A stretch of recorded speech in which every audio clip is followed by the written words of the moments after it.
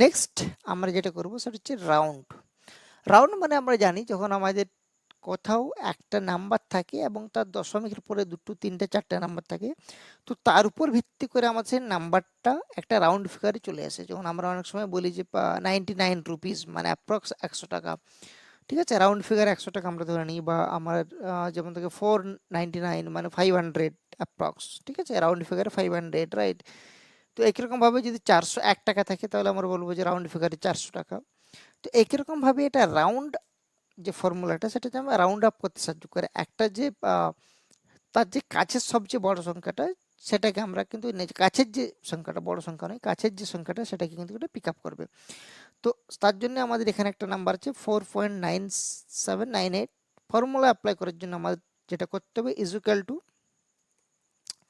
Round, tab press করে first bracket open হয়ে গেল, সিলেক্ট করে নিলাম,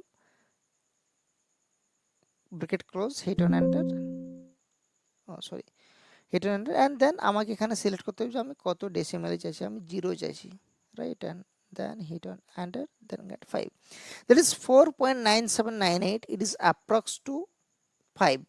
এখানে যদি আমার নাম্বারটা থাকতো 4.012, then it is answer we are get 4 only.